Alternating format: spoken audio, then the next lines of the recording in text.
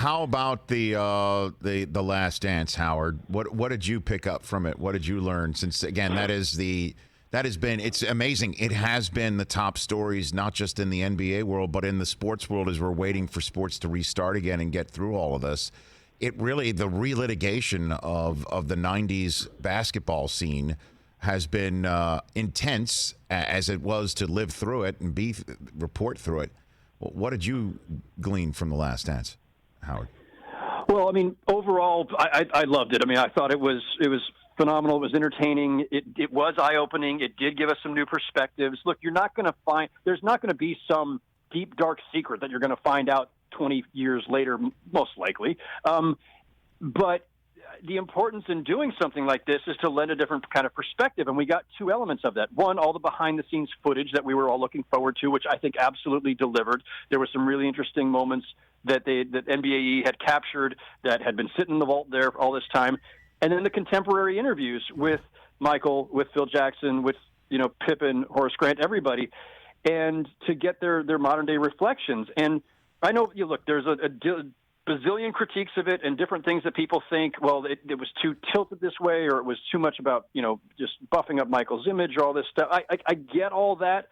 I think that it delivered what it was supposed to deliver. It gave us the footage that we hadn't seen before. It gave us new insights and raw candor from Jordan. And you don't have to like all of it. You don't have to agree with his definition of leadership, for that matter. But to hear him explain it, this is what he passionately believes, this is his worldview, that's fine. I don't have to buy into it. But I like getting to hear it directly from him. So I thought it was fantastic. I did too. And again, it left me wanting more. It left me wanting several more episodes. From what I hear, there's a ton of stuff from Jordan's years as a kid that they didn't even touch on. I guess a lot of stuff from what would assume is that long read that Wright Thompson posted on ESPN this week about Mike becoming Michael, and I'd love to see more stuff about, however, the way this team actually did get broken up. And there seems to be some arguments on that front still, Howard. Yeah. And this is what I mean by, 20 years later, we're not getting there's not going to be some massive revelation. I think we're still getting a lot of just the conflicting accounts of why things unfolded a certain way and all of this. The great Sam Smith, who, of course, chronicled the Bulls for the Chicago Tribune through the Jordan years. Yes, and that book, the Jordan Rules. The Jordan Rules. Again, that is, what Horace Grant was arguing about Jordan, incorrectly labeling him a snitch. And the sourcing of that book from 1991 is a source of angst in 2020. That's amazing.